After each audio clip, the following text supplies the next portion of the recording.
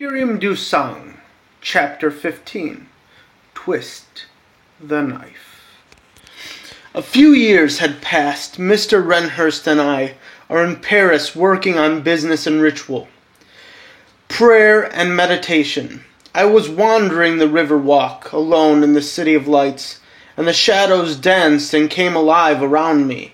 Knowing these shadows had life, and were dangerous, I prepared myself and took to the game in symbolic glee. The game was afoot. Julius Luna sent me to kill you. Dancing, dodging, feigning, the tremulous shadows then started to dart out, attacking me erratically in anger. I prayed in my mind's eye, and through the lily-white shadow crown, I see the shadow's source in the gloom. The priest was there, acting as a shadow conductor, commanding the shadow's furor, becoming even more furious as I continued to sword dance and play this game as a beautiful music. The priest's anger bested him. He snapped and fell from the shadows. He grabbed my arm, and I knew I had him then.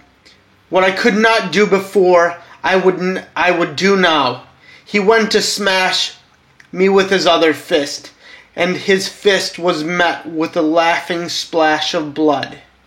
As the blood started to rush within this beast, eating him from the inside out, digesting him in this blood-like form. The ancient blood that rewrote me now I used to unwrite him.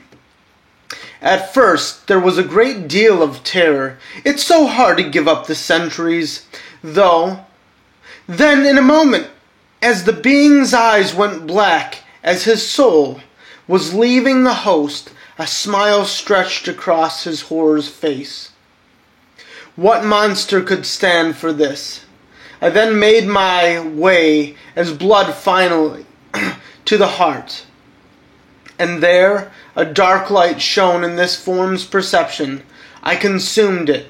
His soul mine, the quickening completed. Then I knew, for his blood was mine, and our soul combined. I see such sadness and long life. I saw fragments of Julius Luna's plan and magics. This being feigned only to fight its hardest. It wanted the sun, but had no will to it. This beast incapable of its own destruction. My enemy, now my friend, wasted and yet now forever within me.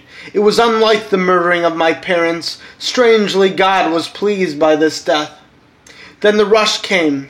It was not like drinking the blood of a weak one or a mortal. It was incomparable to anything but the curse itself, making it back to the Chateau de la Rosa. And a few days later, a letter had come from Notre Dame Cathedral. Mr. Wrenhurst first checked over the letter, and verifying it had no maleficent magics laid upon it, then gave it to Yorick to read. When I got back, I would come to find that Mother Church was calling to me, as the one to watch her flock in Paris. So with wary heart and mind, I went with Mr. Wrenhurst to see what horrors may lay before me.